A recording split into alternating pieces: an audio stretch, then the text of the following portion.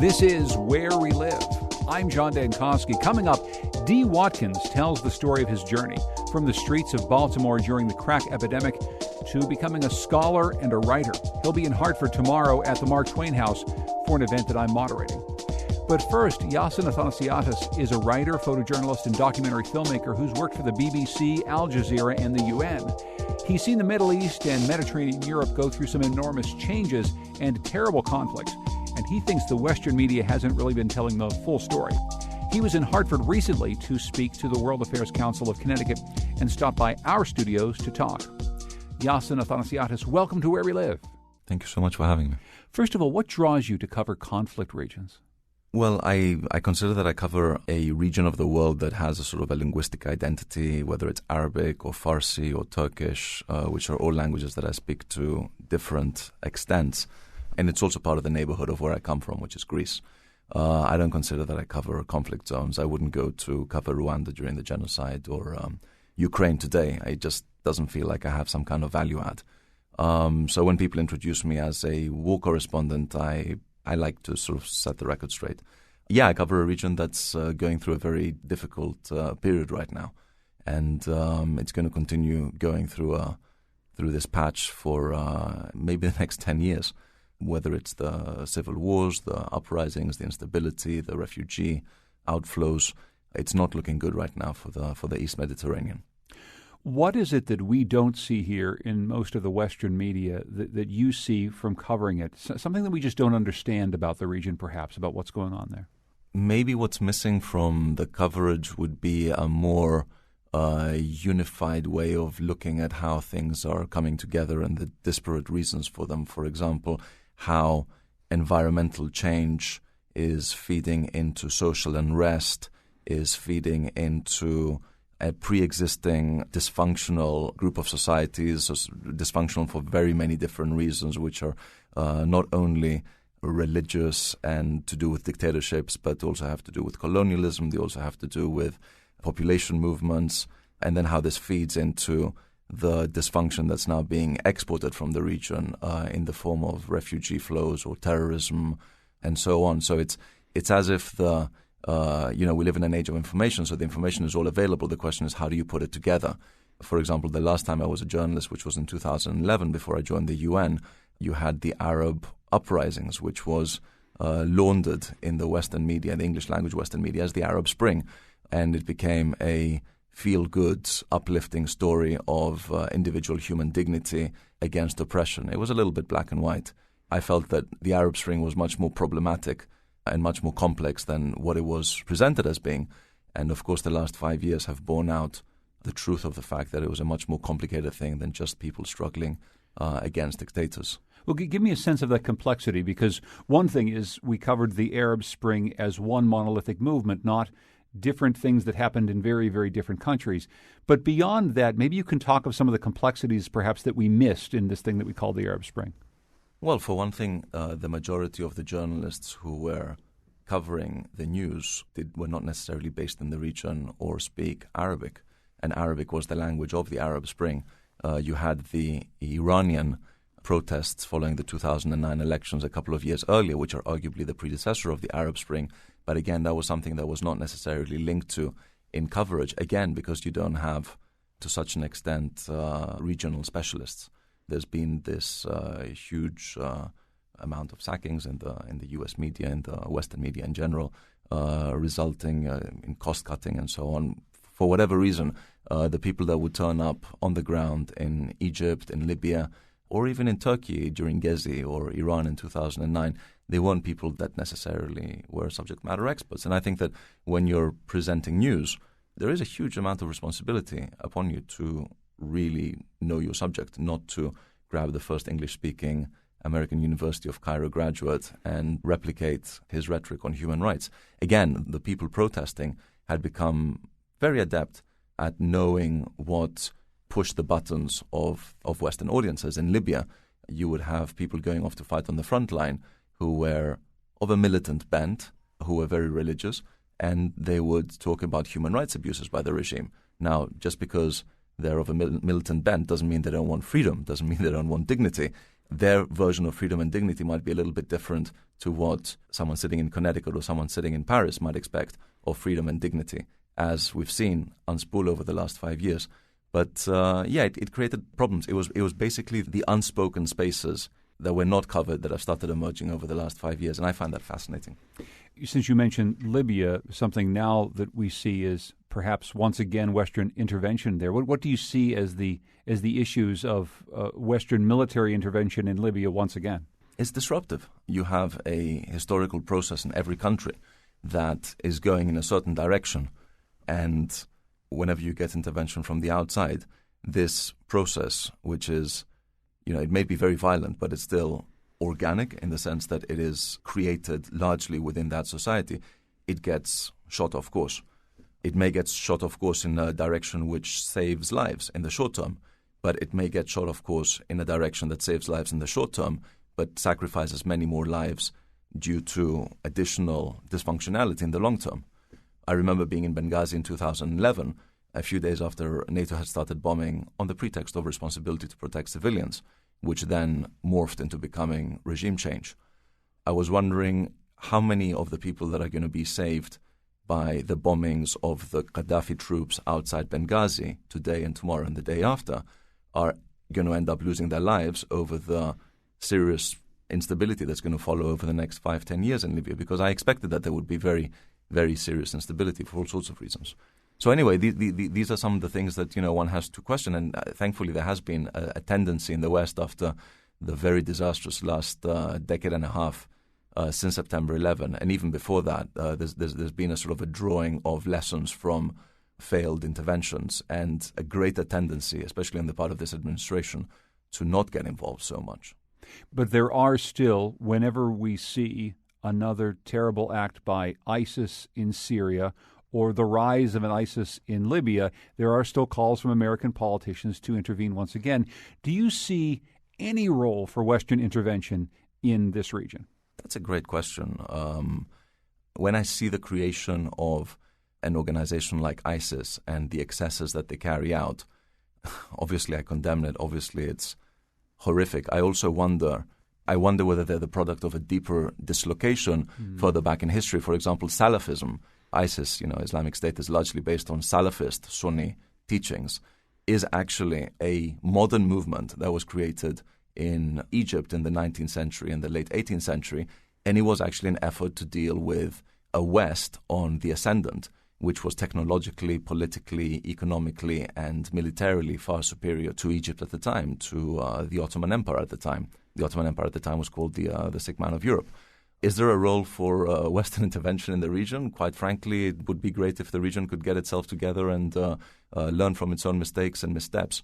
Of course, there's a role in terms of humanitarian aid, in terms of offering best officers in diplomatic agreements. What I find fascinating right now is that the chasm that has been created in the departure of America from the region has allowed a bunch of local actors to start acting and getting involved in a way which it goes from being sort of hilarious to dramatic to tragic. You have Qatar, you have Iran, you have Turkey, you have Saudi Arabia sending covertly and overtly invading paramilitaries, religious fundamentalists bearing arms.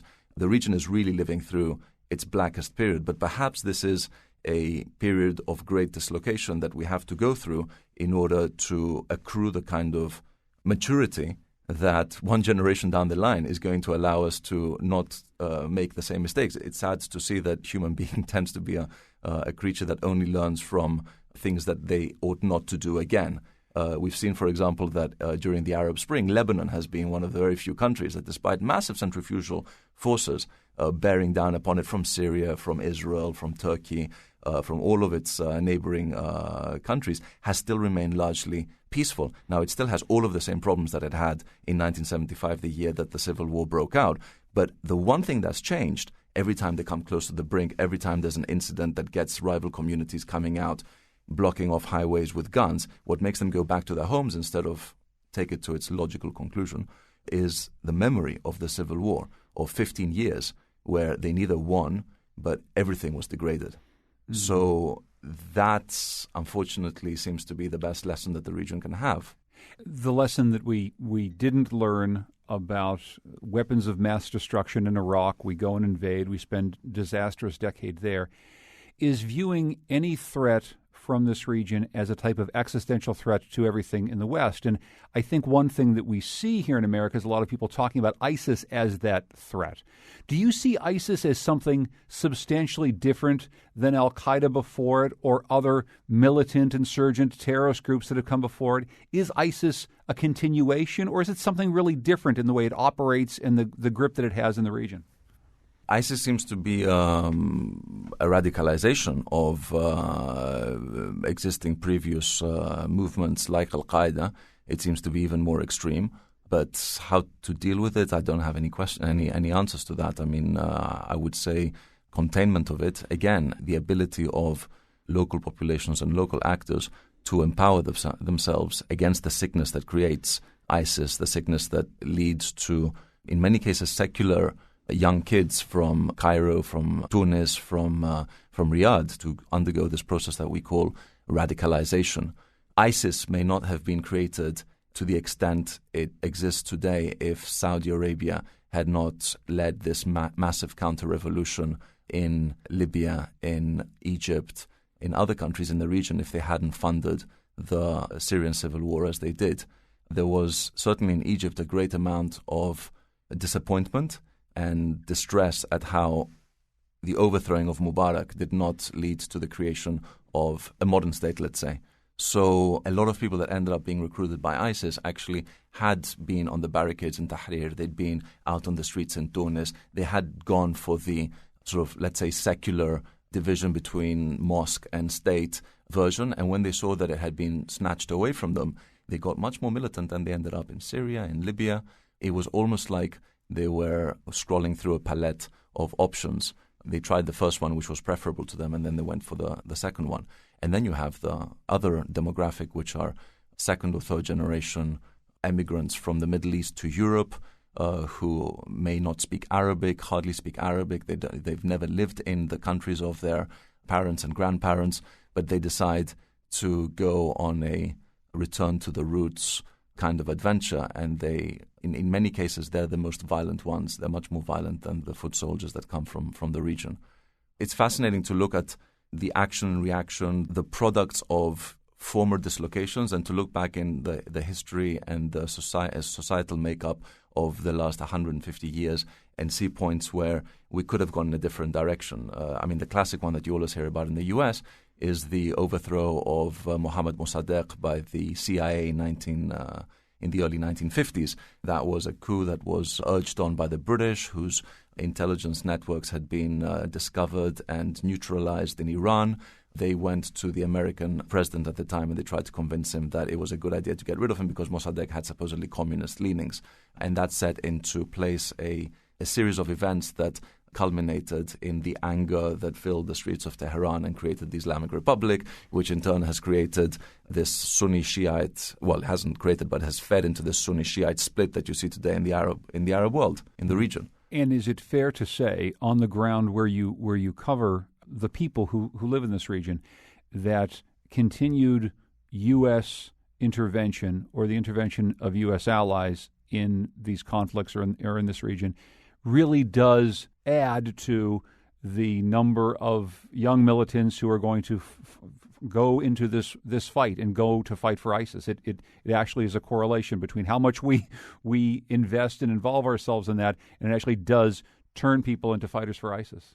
I think, again, there's a cultural split here in the sense that, you know, when you spend like a decade or more arming and training the Afghan and the Iraqi forces and creating new armies, some of the most expensive armies made in human history, but then these armies turn out to be Trojan horses or hollow, they collapse within the first battle. There's some major cultural disconnect happening right here. There's very much sometimes the perception in the region that the Americans, they've got a lot of money, but they have no sense. We'll take their money, we'll take their weapons, and we'll do our own thing.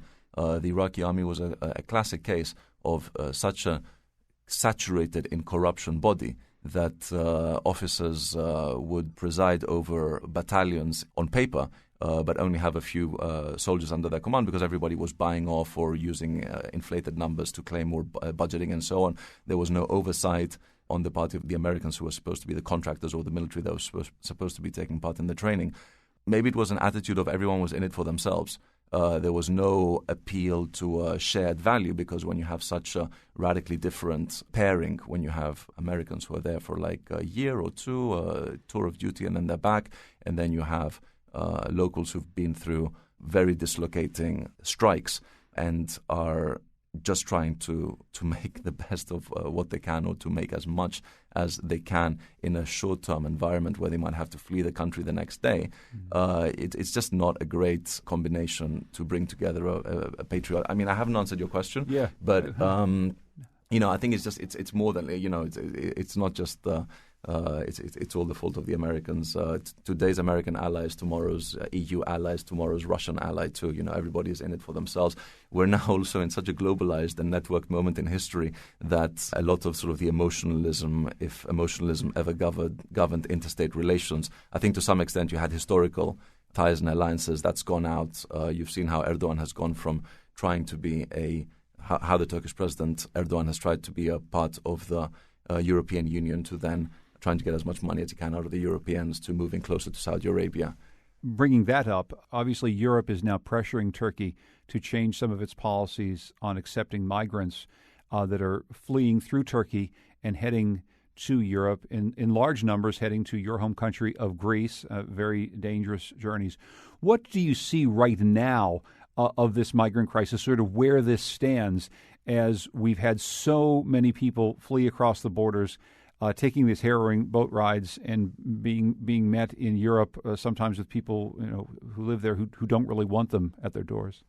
So the question is whether they're going to be able to stem the flow. The question is also to what extent is the Turkish president using the Syrians as a bargaining chip to create a safety zone for Turkey in northern Syria and take out the Syrian Kurds who are his strategic opponents because they're linked to the Turkish Kurds.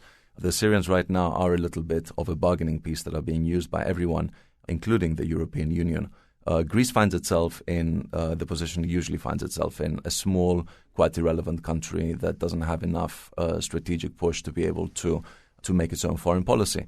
And so as we've seen with the crisis, as we've seen with migration, the migration issue, Greece is cut out of the deals. It's not the country that's receiving the 3 billion euros in aid that Turkey is getting. It just doesn't have enough displacement ability to be anything more than the corridor that refugees seeking to make their way into Europe are going. And that's probably its greatest strength too, if it can use the fact that it is so small and so irrelevant to close itself off effectively and put it out that life in Greece is not great. The refugee flows are going to change and they're going to start going from a different direction. They'll go via Bulgaria. They'll go the northern route through Russia.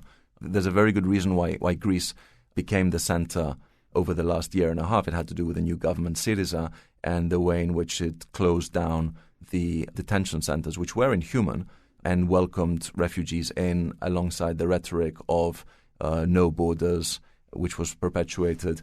That basically led people to know that they would have an easy time going through there. Hundreds of thousands of people have come.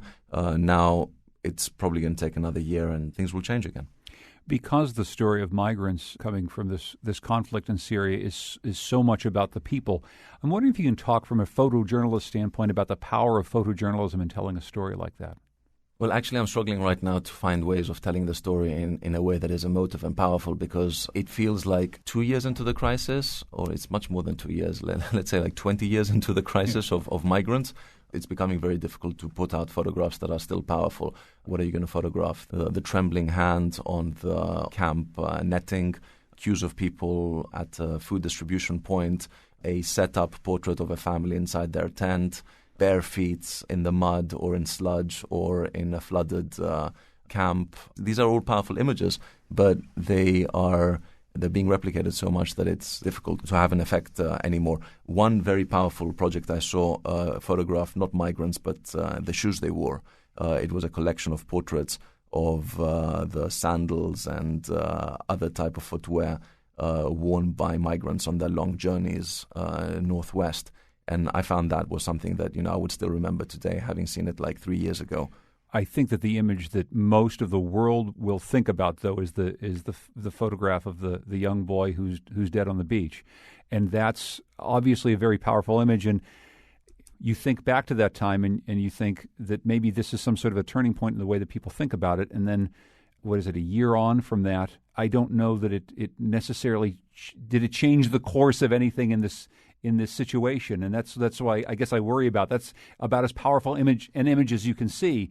And it seems as though people haven't really woken up since then. Am I right? They woke up for a while, right? And then they moved on to the next shocking thing. I mean, this is the other thing about the globalized time we're living in. You're constantly being touched by very, very powerful things. Does anyone remember Neda Agha Sultan, the Iranian girl who died on YouTube famously in the summer of 2009? Mm-hmm. People were massively shocked by that then, but also you have to wonder to what extent does the average person have the ability to change things. They have the ability to contribute money, to contribute blankets, to give money to NGOs. And there has been a lot of work done by volunteers on the Greek islands to the same extent or even to a larger extent than there are Greeks that do not welcome the migrants. There are Greeks and others who have gone to the islands and they have exerted huge amounts of effort and time to make sure that the migrants and the refugees arrive safely.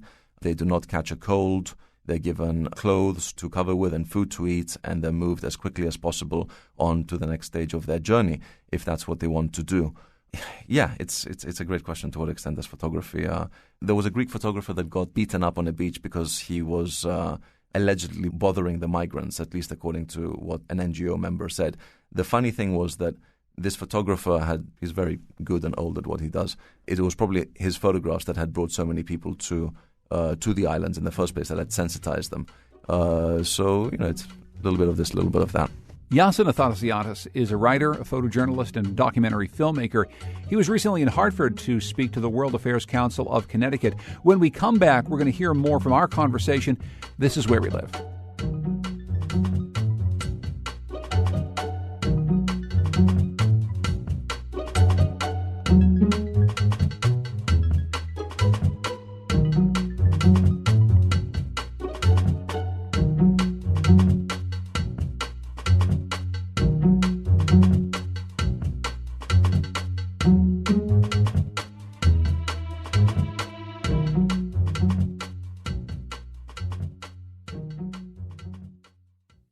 This is Where We Live. I'm John Dankosky.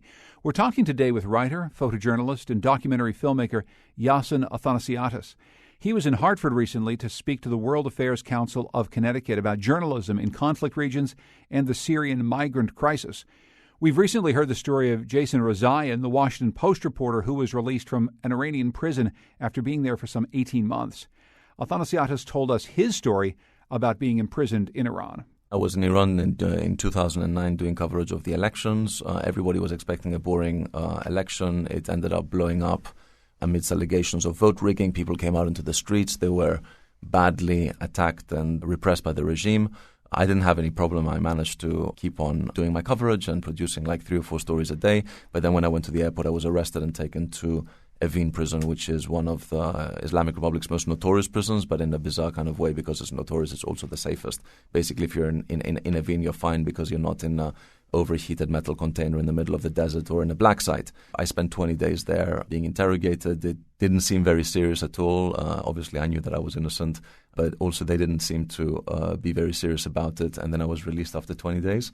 And when I went out, an Iranian friend who is a journalist called me up and congratulated me on having failed my audition with the Islamic Republic. And I said, what do you mean?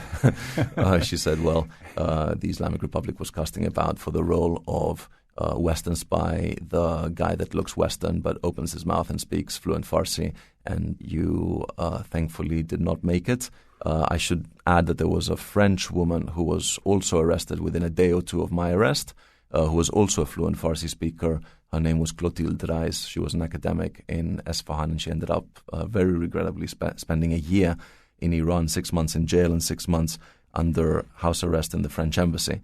Unfortunately, Clotilde won the audition and had to appear on Iranian television apologizing in Farsi for having jeopardized the Islamic Republic's safety. There are two narratives about Iran today in American politics and the American media. One is that this is a country that is an Islamic republic that we cannot trust, that we should not be signing treaties with. The other is of an increasingly modern country in which the people look to the West in a way that we don't give them credit for. What is the Iran that you see? What's the reality that you know of Iran today? Well, it's a mixture of both. It's definitely a modernizing country. It's got fantastic infrastructure, and it's definitely invested in infrastructure over the past few years. It also has a big environmental problem in the sense that all of this development has come at the expense of the beautiful and varied geographies of Iran. Is it an undependable negotiating partner? They would say exactly the same thing about the United States of America and how different American interventions in the region have destabilized, in many cases, their own allies. Yeah, it's fascinating how you have these different narratives, the black or the white. I think that's actually our biggest problem right there, that it's either this or that. And if you say something that's a little bit in the direction of the left, then someone would say, oh, but surely that means you're a raving communist. Well, no, it could also be a little bit from the right, too. That also doesn't mean I'm a fascist. And that's why I asked you about it, is because the American media doesn't cover this region very seriously, Americans do get a very black and white idea, or sometimes just a black idea, of what is going on. And it's always fascinating to talk to someone who spends time there and understands more what is actually happening on the ground and the nuances. I guess I'm just wondering if there's a way that we can get more of that into the Western media, because I think that that's part of what contributes to our misunderstandings. We clearly don't know much about what's happening in Iran and Iraq and in Syria and in Turkey and frankly, even in Greece right now. American media used to be some of the best in the world, and, the New York Times still is a wonderful newspaper, but the Boston Globe, the Christian Science Monitor, the Los Angeles Times, these were all newspapers that invested in foreign coverage and in-depth foreign coverage. It's a shame that in-depth coverage has been sacrificed in the name of profit, because it wasn't as if these media were not profitable in 2007, 2008, the years when the largest amount of cuts were happening. It was just a level of profitability that probably shouldn't be expected of the media in the first place. Keep that to the corporations maybe. And perhaps a stronger role for public broadcasting. I would say government support, but that's a big no-no in the U.S. to say government support because, whatever. Trust me, I know. But yeah, I mean, it would be wonderful if you could have people collaboratively both living in the region and working in networks, because today to render a story, you can no longer be just one person on the ground. You need to be part of something bigger. And that's why I joined the UN in 2011.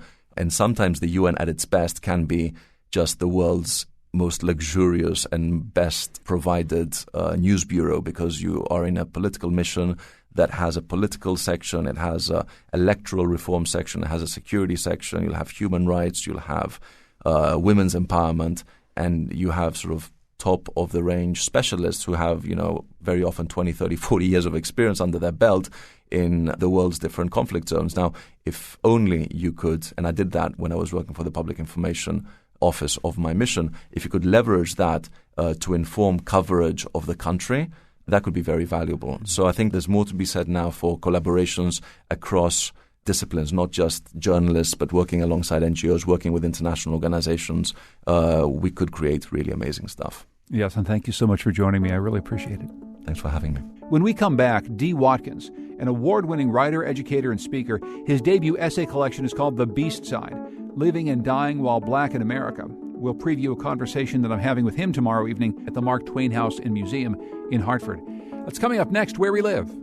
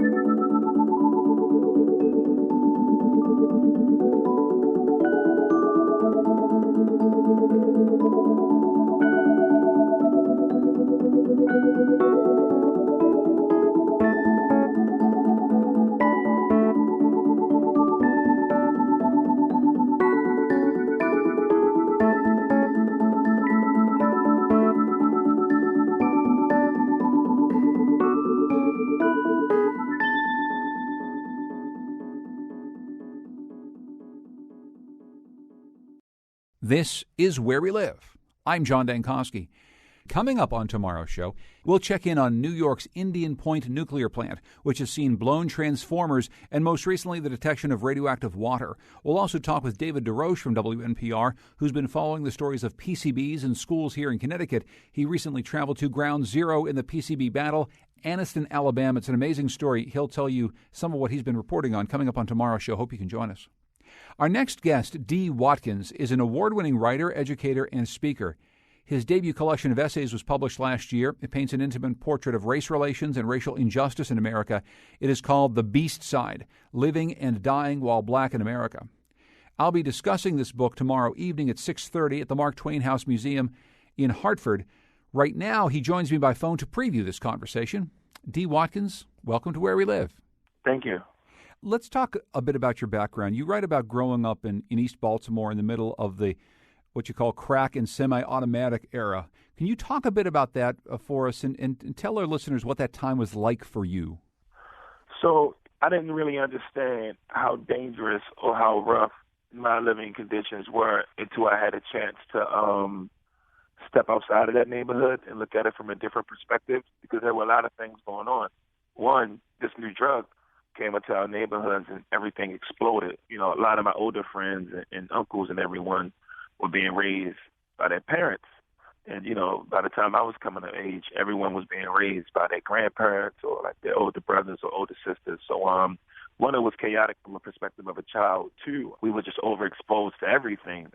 Any and everything you see and all of the crazy stories you hear about that drug and what it's done to communities were the things that we lived through. So we didn't really know how bad it was when we were going through it. But, you know, we knew something wasn't right. And I think that the positive takeaways from that is the people who I built connections with in my life are people who I'll be connected to forever. The negatives would be, I feel like it's amazing that I'm alive right now, and I shouldn't have to say that, not in America. Mm. Did you feel like your life was in danger at all times, or did you just really think this was the normal state of being for a young man living where you lived?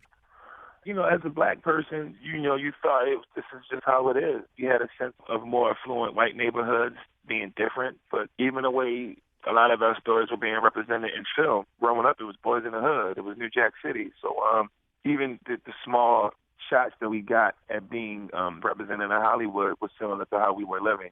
You know, a lot of us thought it was normal. Mm. Your brother was a crack dealer, and he became involved in that business at a very young age. You, in some ways, I'm sure, looked up to him. You wanted to be like him, but he wanted something better for you. Can you talk about your relationship with your brother? You know, he was definitely not like your regular teenager, really advanced and didn't want me to be in the streets. And at the time, I didn't really understand because, you know, as a kid, I only saw the shine and the glory and had the luxury of being related to someone that so many other people looked up to. You know, I wanted to be that. I wanted to consume that and take on that. But he would always talk about how the whole idea is for us, the younger guys, to take it to the next level as far as, like, positivity in life. Like, you know, we out here doing the street work. But, you know, at the same time, you need to figure out ways to not be in the street because the streets is not where it's at. And, you know, he told me, he didn't really show me while he was around, but he kind of showed me after he died, and I really didn't understand it until I had to go through some of those things on my own. What effect did his death? He was killed when he was still a young man and shot on the street. What was the impact on your life of his death? Trauma, tremendous amount of trauma. You know, I couldn't believe it. We were living in a time where the city was hitting record murders every year. I knew a lot of people that died, and a lot of people who I thought would die. When you're growing up in a place like East Baltimore, you know, like the guys who are going around trying to rob everyone, they're going to die. The guys who are bullies and who pick at people for no reason, they could die. Every once in a while, you get innocent bystanders and people caught in crossfires or random robbery victims, things like that. But the guys who are making money, who are shot, I mean, you know, you think these guys go to jail, but you're not really. It is the last guy I thought would be murdered. So it just kind of it just changed the tone of my whole life, and it made me even think about how long am I going to be here? You know, if it can happen to him, it can happen to anybody because he doesn't really have, like, known enemies. and he's a person that looked out for people. He was a person that helped people get on their feet when they was coming out of jail. He was a person that part of his language was always telling kids to not use drugs or to not be like, I'm not perfect. Don't think I'm perfect. I'm out here making money, but I'm not.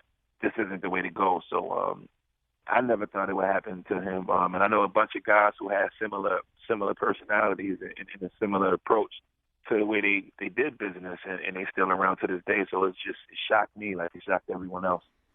After his death, you ended up graduating high school and going to college. To talk about what your college experience was like at first after this, because from everything I understand, it was a big and difficult adjustment for you. I had a huge communication problem when I got there. So first off, living in a place like Baltimore City is very segregated. All of the white people live around white people. All of the black people live around black people. So the people who you play basketball with are going to be black. Your classmates in school are going to be black. Everyone you know is going to be black, and your culture is going to be drenched in blackness. The only white people you'll probably know is, maybe some cops, maybe some teachers or social workers or something like that. But everybody who you're interacting with on a daily basis is black. So here I am in the middle of the school that's predominantly white with people who never had any experiences with black people. I didn't bump heads with them, and I didn't get in, arguments or fights or anything like that. But I definitely felt like I was an outsider. I definitely felt like I was on a different planet. And I'm not even just talking big ideas. I'm talking simple things from the way I ate my food, how I pronounce my words, how it felt like nobody could understand what I was saying. Like I thought I was speaking clear and in a manner that people could understand it. Everybody would say, what did you say? Like every time, like 100% of the time, my response was, what did you say?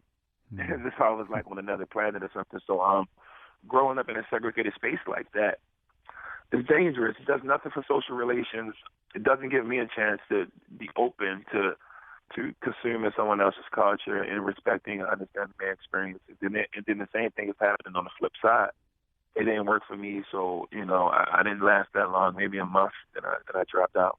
I don't know if you've heard about this story, but we just recently reported on this. The University of Connecticut here, which is a big state school. It's located in a very rural area, and it's a mostly white campus. They started an idea where they would give a housing space that would be really set up for young black men who are coming from the sort of background that you are coming from, who, again, are having trouble adapting to this new environment, maybe having trouble connecting with some of their peers and classmates. Some people have said this is a really good idea because it allows people who otherwise would be great students who are having problems adapting, get enculturated more into what a university setting is like. Other people say it's just setting up a different type of segregation. I don't know. Is that something that would have helped you, like having some sort of a transition to living and being on a college campus? I think that transition could definitely work. Another thing that would be effective is mentorship programs. I'm coming from a place where I'm first generation college, first generation high school on one side of the family. So there's no one even there so even beyond racial relations, there was no one around to really tell me what I was going to be going through and how to adapt and giving me some skills and some game, or just somebody to talk to about this new world that I was in. So yeah, all of these things help and all of these things are needed, especially if the mission isn't to alienate those black kids from the rest of the campus, but maybe give them a space where they can experience some relatability with some other people and talk about these issues, and then open that space up for other cultures and other people to come in and expand these conversations. Mm-hmm. We're talking with D. Watkins. He's an award-winning writer, educator, and speaker. His debut essay collection, The Beast Side, Living and Dying While Black in America, was published last year. He's going to be talking with me on stage at the Mark Twain House Museum Center Tuesday, March 15th at 6:30 p.m. More information available at marktwainhouse.org. You dropped out of school and you went back home and you ended up selling drugs. To talk about that transition and how long you were doing that, how long you were selling drugs as your way of making money. So, I put in about 3 or 4 years, and during that time, it was easy for me to a certain extent, mainly because this is like family business, so I was almost hardwired to do this. I had different ideas and different strategies and things that a lot of people who I came up under would never try or didn't really think about, and I figured out a way to I'm not going to say beat the system because I never felt like I wanted anything, but I figured out a way to navigate through that system effectively at a pretty solid level based on a lot of people who were doing the same thing. Major learning experience for me. I learned about business. I learned about relationships.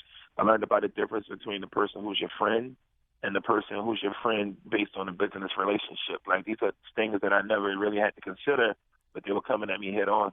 More than anything, I learned what money did to people and how, money makes people crazy. It makes people crazy. Half the people that were out there selling drugs were crazy over the money. Half of the people using them were crazy because they didn't have the things that they wanted to have, so they needed that escape. So we spent all day chasing, either way. But collectively, all of us were addicts.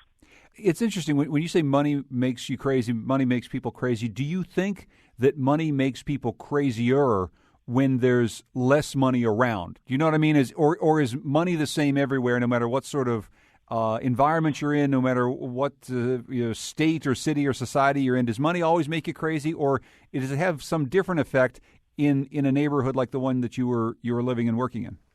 It's hard for me to gauge which is worse because, there's someone out there right now ready to commit suicide because they can't feed their family. And then there's someone else ready to commit suicide because they can't buy a 7 Series Beamer. They can only afford a 5, So, yep. It's so difficult for me to then there's like Donald Trump. So, there's so many different stories. There's so many different things going on. And one of the things that I used to be guilty of that I had to unlearn was gauging my pain and engaging my rough experiences against other people, because basically other people only have their own stories as a reference. So it's difficult for them to understand how I feel, just like it's difficult for me to understand how they feel about certain situations. Mm. I just try to keep an open mind and an open heart and acknowledge all of these things. But we see what the wealth gap is in this country, and we see how it's expanding, and we see, our middle class is gone, what's left of it. So we're going through a crazy time in this country right now, and I just know that I have to continue to do the work that I'm doing, as an honest contribution to fight against some of these things that's going on with the money problems in this country. Because a lot of us aren't really making it just because we don't know what our skills are, we don't know what our talents are. We're being told to go to college and that we're going to be okay, and a lot of these things aren't really panning out to be true.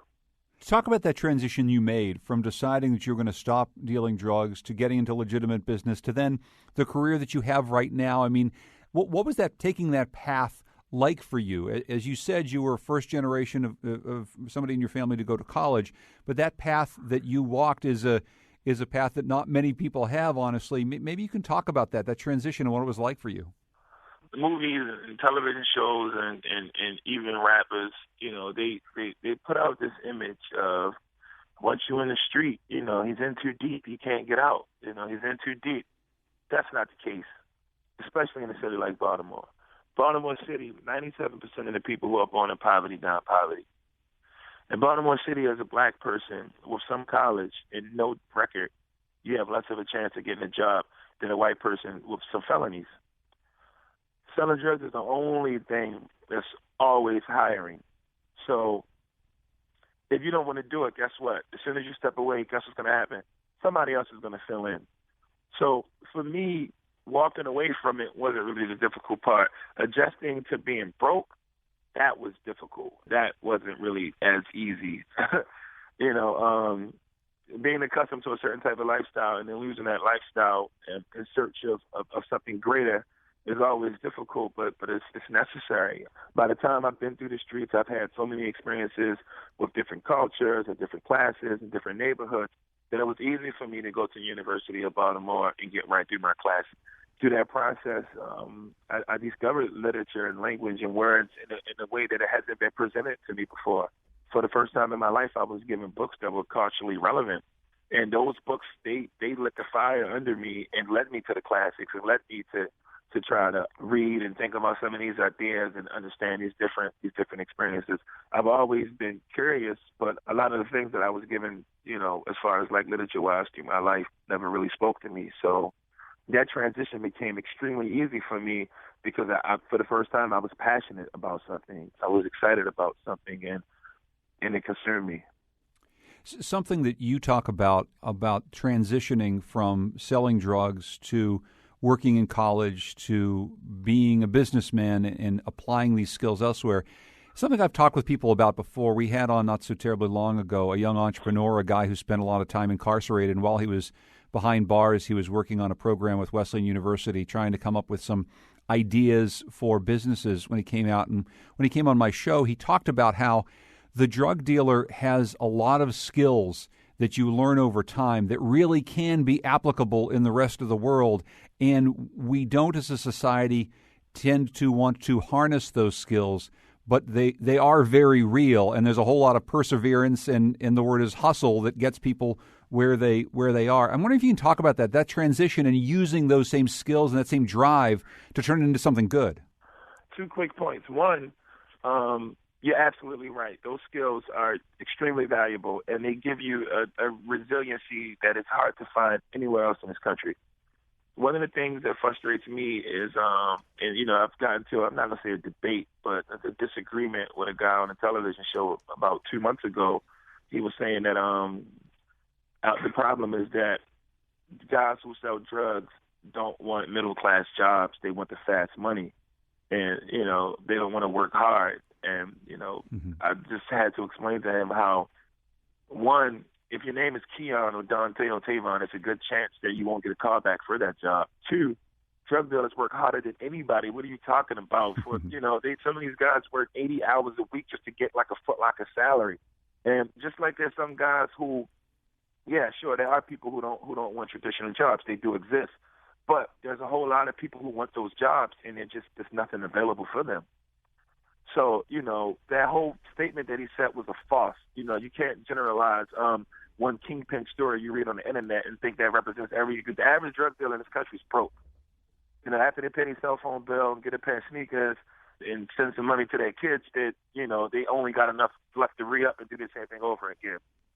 So that's one thing. 2, if you look at some of these criminal organizations and the innovation and the skill that goes into them, you have to see that there's talent there, and that if they were placed in one of these Fortune 500 companies, they would be able to perform at the same level, if not higher. They're literally taking things that are like considered to be almost nothing and making them into these extravagant empires with employees and benefits and vacation and all of the things that exist in some of these huge corporations. Yeah, no, I definitely agree.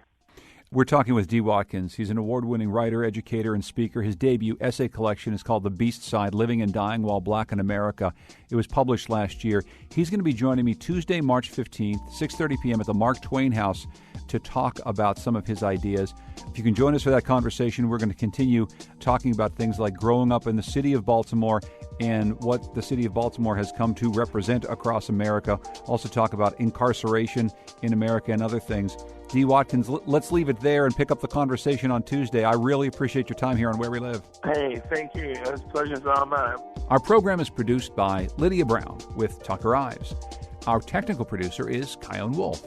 Our digital editor is Heather Brandon. The executive producer of Where We Live is Katie Tolarski. Thanks to our fabulous interns, Tiana Duquette and Alex Ingber. You can continue this conversation on our website, WNPR.org/wherewelive. I'm John Dankosky. Thanks for joining us.